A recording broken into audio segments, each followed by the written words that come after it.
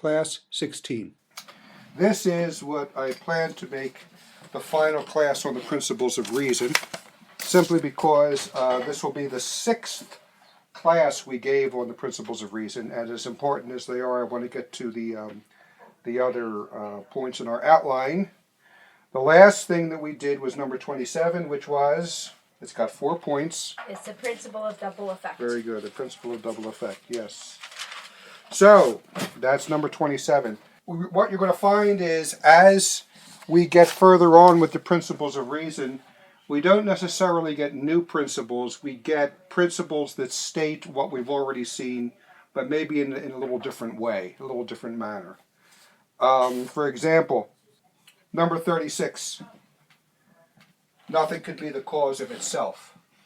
You cannot give what you do not have. That's another way of saying it. But we've already come upon that principle in various ways. Nothing can be the cause of itself. So some of this we're going to go through pretty quickly.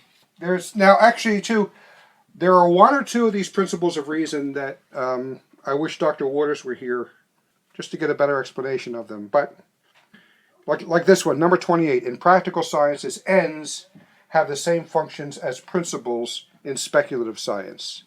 What does that mean? I'm not quite sure. What I think is, my guess is, the more I look at this, the more I think about it. We draw the morality of an act by its end. Okay, we are engaged in an act. What is the purpose of the act? What is the end of the act? What is the final cause of the act? And then in our doing this act, do we measure up to the final cause or not? So the end is paramount. The end is the key point in practical sciences. Practical sciences meaning ethics. Ethics is how man ought to act. Okay, it's we're putting into practice in daily life. And so the end of the act objectively is the judge of whether or not we have fulfilled the act properly. For example, an example a gross example I give, and that is, somebody invites me to dinner, and I love pasta and sausage, and I yum yum yum yum yum, and I eat it up, yum yum yum yum yum, and I eat it up, yum yum yum yum yum, and I eat it up. Well, I chew it and chew it and chew it. This is great, and then I spit it out and take more. This is really great. And I derive all the goodness and pleasure of the poo, and I spit it out again. And okay, poo, and I spit it out again. All right. It is never lawful to exercise an act and reject the end for which the act is designed. What is that a principle of reason? It's not here, but it should be. It is never lawful to exercise an act and reject the end for which the act is designed. The purpose of eating is to nourish the body, not just to derive the sensation and pleasure of eating. The end, what the act is supposed to be doing, or the final cause of the act, is the ultimate end in this practical science of how we judge right or wrong. And this is the example I give for the immorality of contraception. The exact same principle. It's never lawful to exercise an act and reject the end for which the act is designed. The people are deriving the pleasure from the act, but rejecting the end for which the act is designed, and therefore it is immoral and contrary to reason. Why our churchmen do not teach it this simply, I have no idea. They get all wrapped up in personalism and individual conscience without explaining the objective rule and the objective norm of the acts themselves. Same thing with abortion. You're rejecting the end for which the act is designed. There's the marital act, it results in a child, and you kill the baby. It's similar to, in a worse way, the story of the Romans who would gorge themselves with food and then go to the vomitarium and tickle the throat and bring it all back up so they could eat some more. Okay, this is grotesque. It's contrary to reason. Abortion is a similar grotesquerie. They are exercising act but rejecting the end for which the act is designed. But there's even more. Rather than just the utter repulsiveness of the vomitarium, you're actually killing a baby. You're killing your own baby. So, in practical science, ends have the same functions as principles in speculative sciences. The principles are the guiding act in the principle in the sciences, and the ends are really the guiding act in practical science, particularly philosophy. That is based on Dr. Waters. First of all, everything I've said objectively is true, whether it exactly applies to this principle or not. Yeah. This principle number 28. Everything I've said is true. It is part of Thomistic teaching, but whether it's exactly what is meant by this 28, I'm not sure. But it's good anyway because we got to talk about these things. So moving on, you'll notice too, and I think I said last time first of all,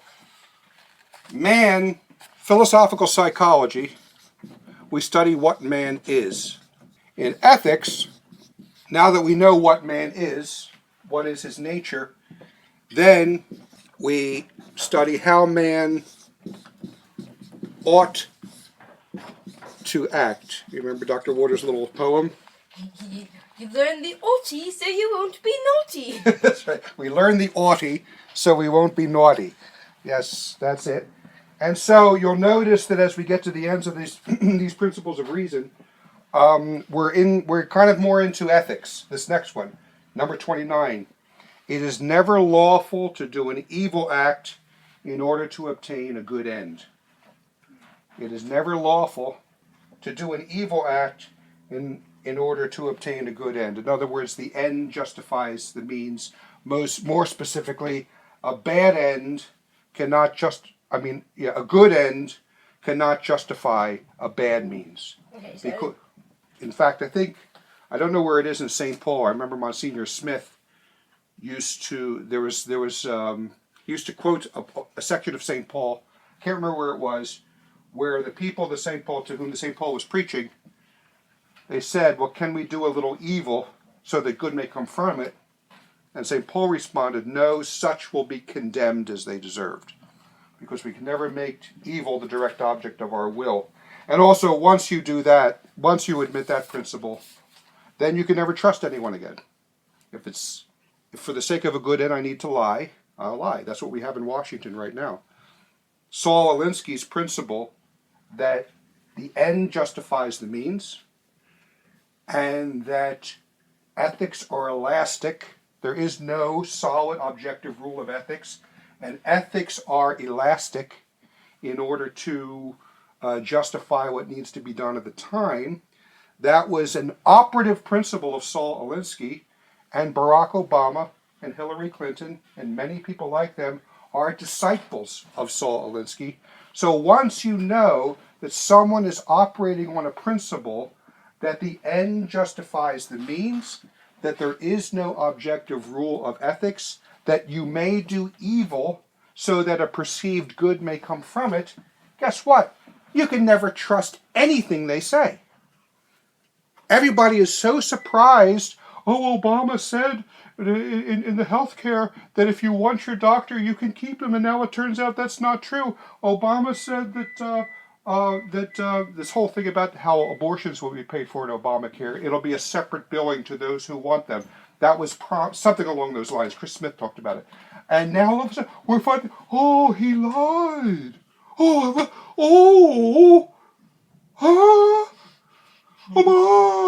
he lied. Well, we knew that from the beginning.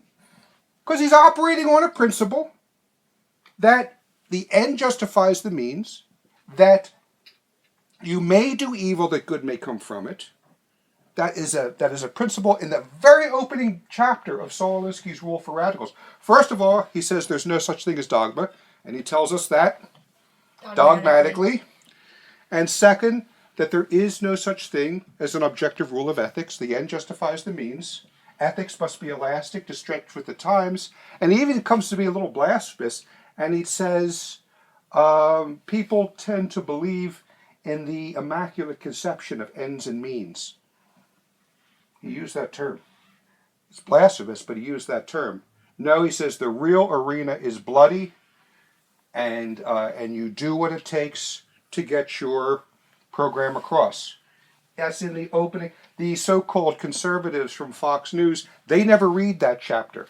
They just go straight to I think it's around chapter 7 or chapter 8, the actual rules for radicals that that Alinsky laid out. They talk about them missing the first principles. The first principles in which he operates. It's very important to learn someone's first principles. To fish it out of them somehow. What principles do you operate on? And once you learn that about Alinsky, and once you learn that, Alinsky's third principle, that corruption in the leader is a form of virtue. And that's where he says the real arena is bloody. And a leader who does not allow himself to be corrupted does not care enough for his people to allow himself to be corrupted for their sake. That's how twisted Alinsky was. That's right in the opening book, the opening chapter of Saul Alinsky's Rules for Radicals. The so-called conservatives don't read that. They just skip right to the 13 points, the Rules for Radicals, and they think they understand Alinsky. They don't. The principles themselves are corrupt. They are evil. They guarantee that you can't trust anything these people say, that they will lie to your face if they need to. Hillary Clinton, I think she wrote some sort of dissertation about Saul Alinsky in the 70s. And Alinsky contacted Hillary and said, why don't you come and work with me? And she became the first lady. Bill Clinton is no better. They will lie if they have to. And Obama is of the same stamp. And many like him are of the same stamp. So, number 29, the true principle is it is never lawful to do an evil act in order to obtain a good end. Number 30, it is never lawful to take a risk with the right of another. It's bad enough taking a risk with our own rights and our own responsibilities. But to do it for someone else, that is something that is never permissible. It is never lawful to take a risk with the right of another, starting with the right to life. There's the old story in moral theology that probably goes back to who knows when, the 12th or 13th century. But it's more common, it's more forceful now when we think about the fact that when, back then they were using bows and arrows for hunting. Now they use guns. I'm hunting with my friend George. We get separated. I want to bag a deer. I see rustling in the bush. Is it George or is it the deer that I want to come home with? Well, I'll shoot first and ask questions later. That's taking a risk with the right of another. You have the moral obligations to say, George, is that you? And if George has half a brain, he'll answer. But even then, if you are still not sure, even if you don't hear anything, you go and resolve the doubt. You don't act on that doubt. And you don't take a risk with the right of another. Okay, number 31 is just a revamp of 29. 29 says it's never lawful to do an evil act in order to obtain a good end.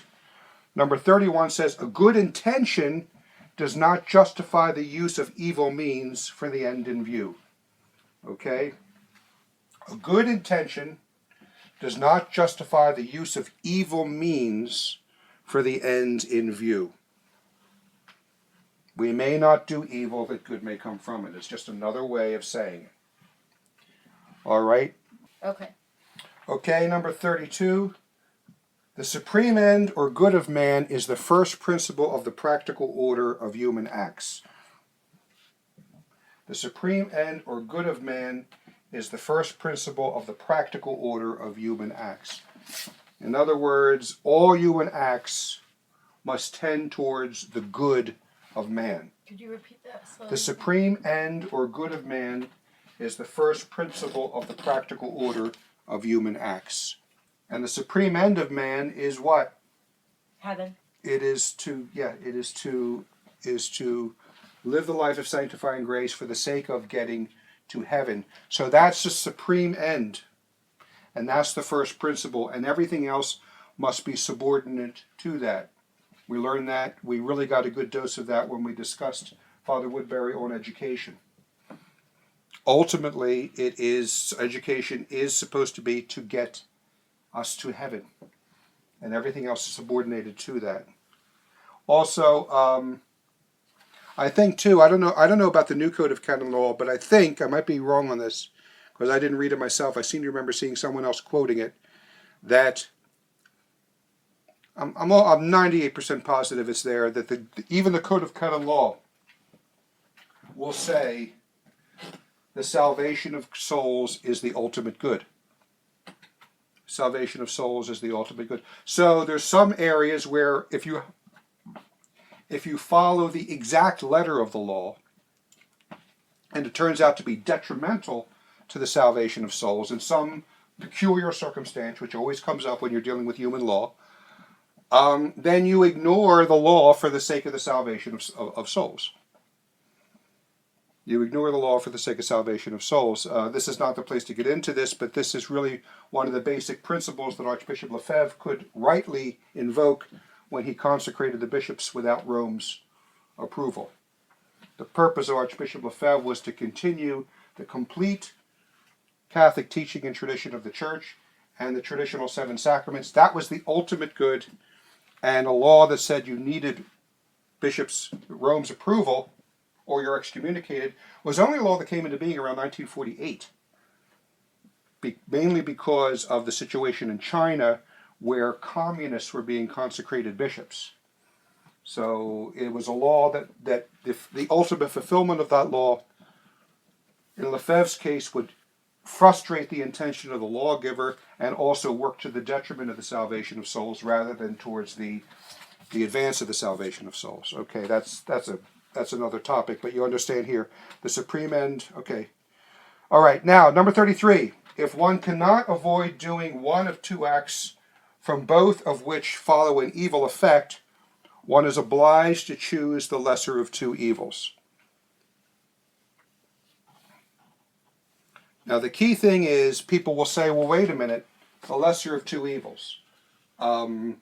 We shouldn't. We should never choose the direct object of our will. Okay, evil, the direct object of our will. Well, here's the example that Dr. Bennett gives. We don't will the evil, but the term is we are obliged. We are in a situation where things are beyond our control and we have to choose one thing or the other, both of which are bad. We have to choose the lesser. The horrible example he gives is, suppose that you're running a trolley car that's on a track, and you're on a downhill slope, and that trolley car loses its brakes, loses any sort of the ratchet mechanism that will keep the trolley car from going down too quickly, and it goes speeding to the bottom of the hill. And at the bottom of the hill, you see the track goes to the right and the track goes to the left. The track to the left, there is, like we see in the Zorro movie, a big rally going on in the middle of the tracks of a whole bunch of people, I don't know, for some sort of maybe, cancer walk or some sort of political rally. And which side did I say, the right or the left? The left. The left side is where this huge group of people are. The right side, there are two men working to fix the track. Now, there's no way I can stop this thing, and so I have to choose the lesser evil. I have to turn to the right and ram my out of control trolley into those two men, rather than to the left, where I will kill hundreds of people. That's the type of thing we're talking about. We're never saying the lesser of two evils can be the direct object of our will, and we can look upon it as something good. The key term here is the obligation. The obligation. Okay. Number 34. It is never lawful to reject a greater good for a lesser good. We always have to choose in the act the greatest good. This is, there's another principle that you find in ascetical and mystical theology that's built on this. And that is, I forget who the priest was, but he said, the devil sometimes will tempt us to do something good in order to prevent us from doing something that's better. So you'll choose the lesser. A mother of a family who wants to spend 3 hours every morning in prayer while her children need to be fed, need to be clothed, need their diapers attended to, need all these things. Now she's doing something good. Just 3 hours in prayer. Not many of us can do that, just spend 3 hours in prayer nonstop. But she's neglecting the greater good. She's neglecting the greater good, which is her duty of state. So, never lawful to reject a greater good for a lesser good. That's an extreme example, but it's very useful. It's very useful. I remember reading years ago, it was a book about,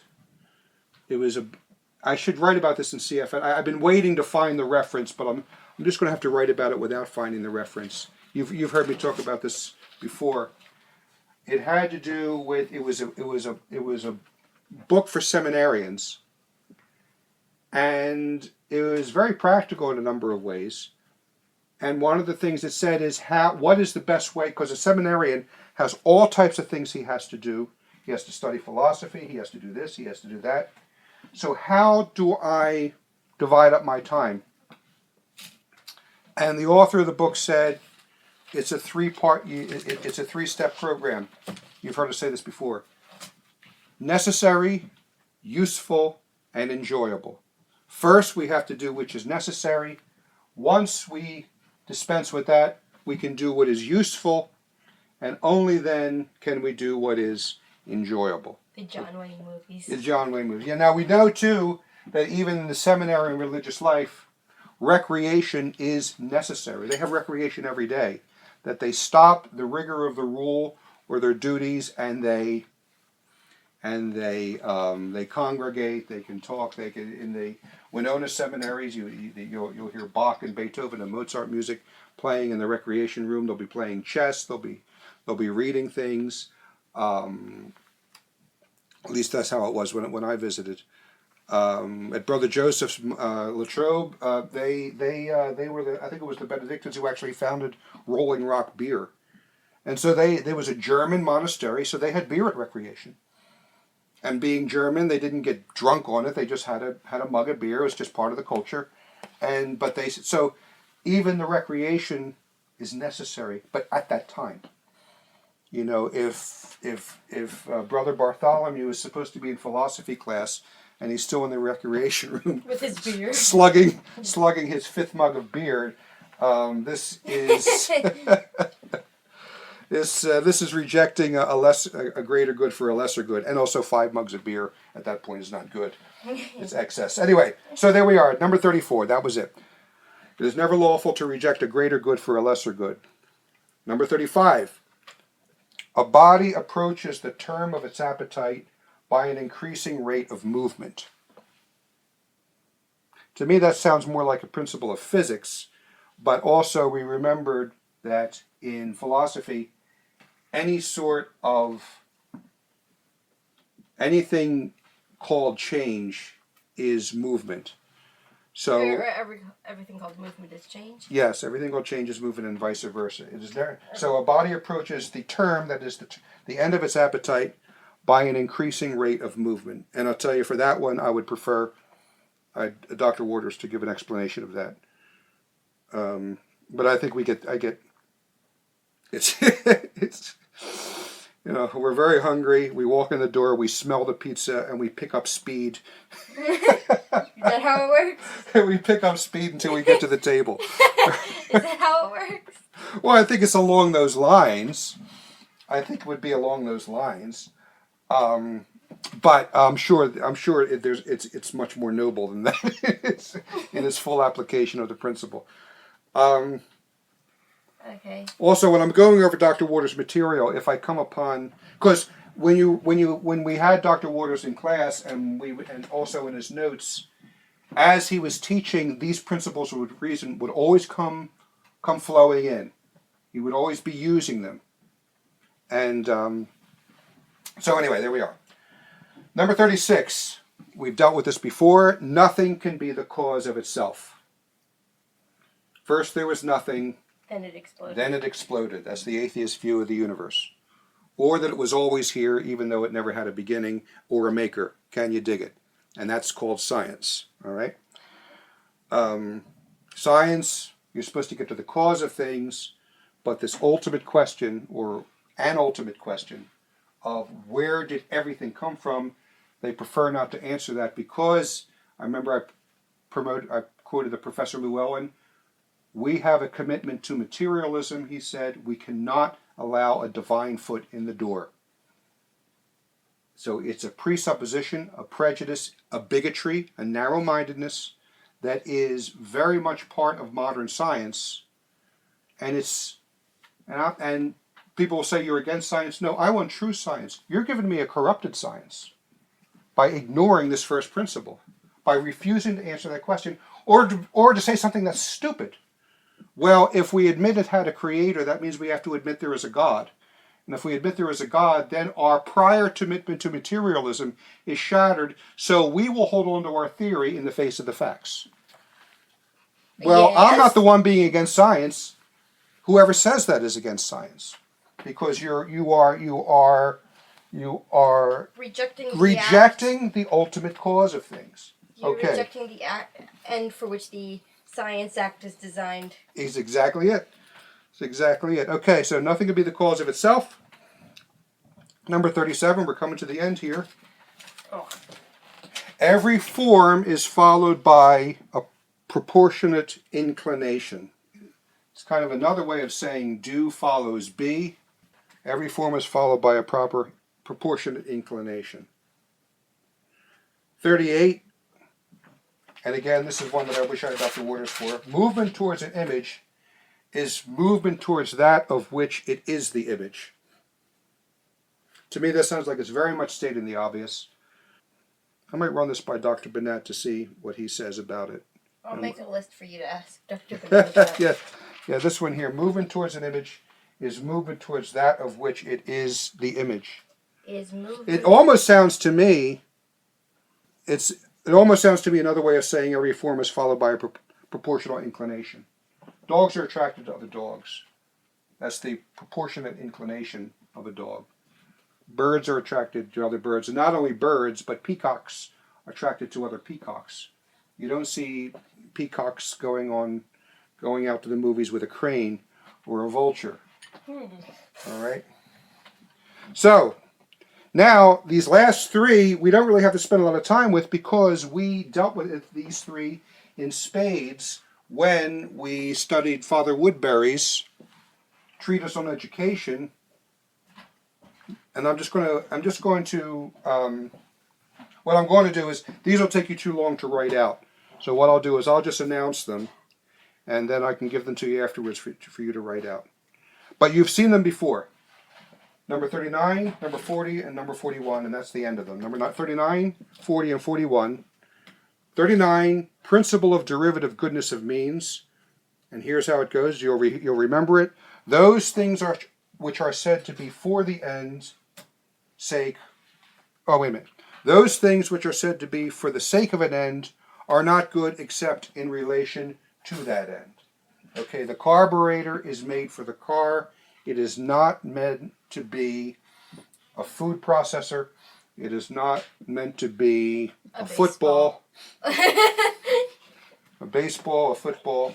Okay, so, secondly, principle of finalization of lower by higher. The imperfect is for the sake of the perfect, the lower for the sake of the higher. We remember when we were studying Father Woodbury, he put everything, he was able to organize education perfectly by the application of that principle. Why? Because a young boy or a young girl, but boys it's easier because we could talk about sports. There is the need for physical development, developing motor skills, developing good sportsmanship, developing the ability to work together, indirectly learning the principle that there is no coordination without subordination, all these things. And so sports serve that end. And it is a legitimate release for the animal the animal energies of youth. Okay, perfectly fine. But the lower is for the sake of the higher. Is sports the end of all things? No, it's meant to serve the higher, which is the formation of the intellect, to learn how to use our intellect, to learn how to reason properly, to learn how to write, to do the liberal arts, all these things, how to think clearly, how to write clearly, how to speak clearly, and then all the subjects that we need in order to live and in the future make a living.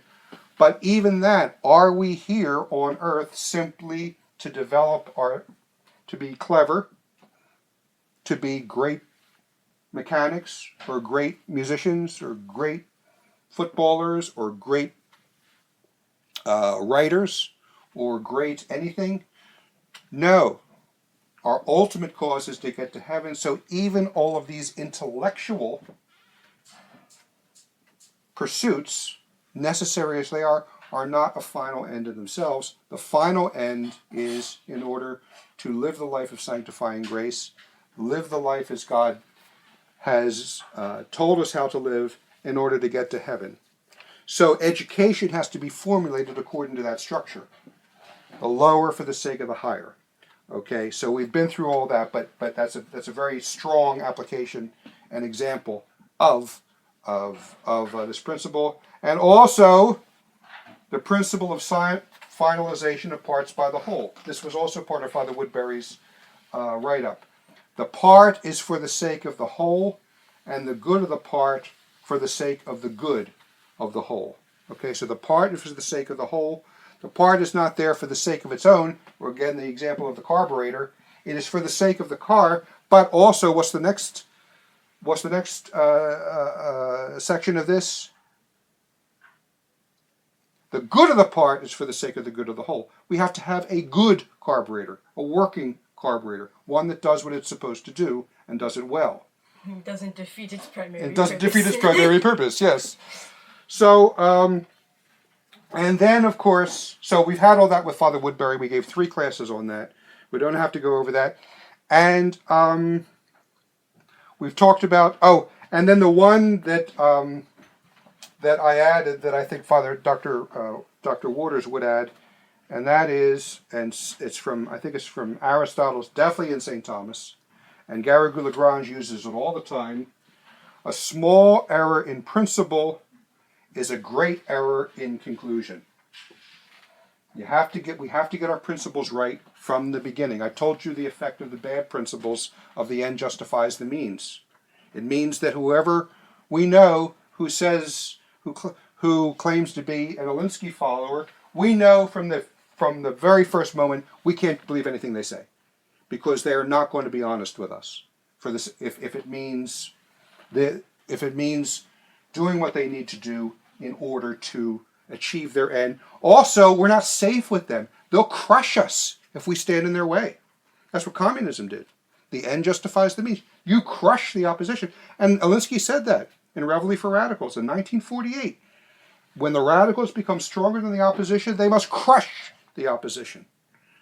I'm convinced what's going on with Obamacare, the crushing of the Catholic Church, the fining of the Catholic Church if they don't provide contraceptive and sterilization to their people, and it's going to drive them out of existence.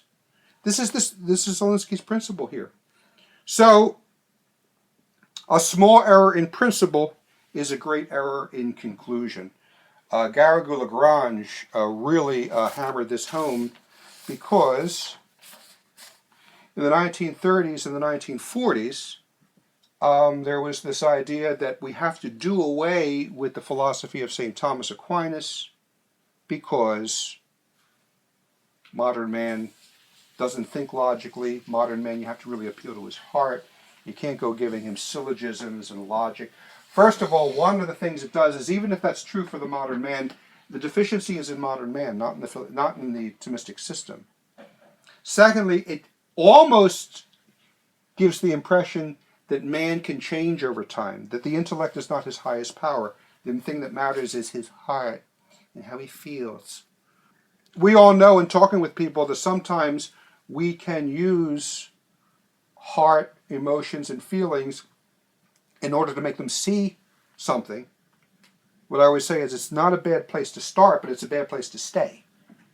Sometimes what moves someone is something of the heart, and then that opens them up to receiving the intellectual message. Okay, they want to change that. But basically, in the face of this new approach that wants to do away with Thomism, they say is modern man is steeped in sentimentalism, and so we should apply these modern philosophies that are built on sentimentalism. And Father David Greenstock, he said, the modern philosophies is, and the fact that modern man is incapable of thinking logically. Right, now this is 1950, he said this. And Father Greenstock said, well, the reason modern man is not thinking logically is because of these modern philosophical systems that confuse the operation of the intellect and put everything in the realm of sentiment and feelings, and you are asking us to use this very disease as the cure. Absurd! Nobody listened to him. People didn't listen to him. The new idea that we should change the way we formulate doctrine away from the Thomistic system and incorporate the phrases and the approach of new philosophies. Garrigou Lagrange hammered that. He hammered it in this book here. He hammered it in Where's the New Theology Leading Us? I think I touched on this before. For example, he says if you say that the understanding of Thomistic terms and philosophical terms can change, well, what you've done is, because it's not doctrine, it's only philosophy, but what you've done is you've undermined our dogmatic formulas. Because we talked about transubstantiation. The accidents remain the same, and the substance changes. But if you claim that accidents and substance can have a different meaning from what St. Thomas gave them, and what the centuries of the great minds have given them, then our understanding of the Eucharistic self is going to change. So you're not just meddling with philosophy, you are meddling with things that are going to affect our entire understanding of dogmatic definitions. The same thing he said about the Council of Trent says that sanctifying grace is the formal cause of our justification. I'll just read what he says. When the Council of Trent says that the grace that adheres in the soul is the formal cause of justification, we cannot affirm that this notion of formal cause will later cease to be true. That's what they're saying. Well, this efficient cause, final cause, we don't need this anymore, and it's not true. Well, you've completely destroyed the doctrine then, on which it's based on the Thomistic understanding and the Thomistic system. What the Council of Trent reaffirms is true and remains true. And the last thing, he doesn't say this, but I think Dr. Bennett and others have said this, that Vatican Council I defined that it is possible to come to an understanding of the existence of God by sheer human reason alone. You won't come to the knowledge of the Trinity, but you will come to an understanding of the existence of God. And the philosophical system that really gives you the tools to trace everything back to its ultimate cause is Aristotelian Thomism. So if you say Aristotelian Thomism should be replaced by something new and some sort of Kantian system where I see that lamp, but I don't know how much of what is in my intellect is impressing itself from the outside, and also how much my own intellect is twisting it. So I think I see a lamp, but I really don't know if it's a lamp. Okay, that sort of skepticism. There's no way you can come to certitude And that's what the Council of Vatican I is saying. You can come to certitude of the existence of God. There's no way you can come to certitude of anything. So when you move away from the Thomistic Aristotelian system, that is the philosophy of the Church, and adopt these new poisonous systems, then, of course, it does affect the faith itself. And it does affect our dogmatic definitions. And that's why Pope St. Pius X said that if you cannot do away with Thomistic metaphysics without grave detriment, without grave disadvantage. So that's what we're doing here, is promoting as best as we can the perennial philosophy of St. Thomas, and thus the perennial philosophy of the Church. So that's it for now. Yay! In the name of the Father, Son, and the Holy Ghost, amen. There is one point here, too, that I think I should clarify.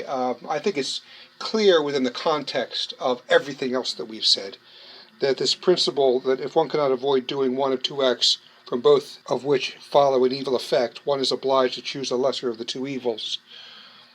It should be clear, as I said, within the context of this entire course, that we're not talking about choosing an evil that is an intrinsic evil, something like homosexual acts or abortion or some sort of marital infidelity for the sake of avoiding another evil or something like that. These intrinsically evil acts can never be the direct object of our will, and there are no circumstances in which they can be done. The principle that Dr. Waters is talking about is best laid out, explained the way Dr. Burnett explained it, the type of thing that you've got the image I used of the trolley car. You have to choose between either plowing into 100 people or plowing into 2, and there's no way out. You choose the least damage, as it were. So I wanted to make sure that was clear, just in case someone had a question or someone thought that maybe I was justifying doing some sort of intrinsically evil act. No, these type of acts can never be done. These type of intrinsically evil acts, as I said, willful murder, homosexuality, this type of thing, can never be the direct object of our will and can never be justified. So that wraps up this, and we will pick up with the next class.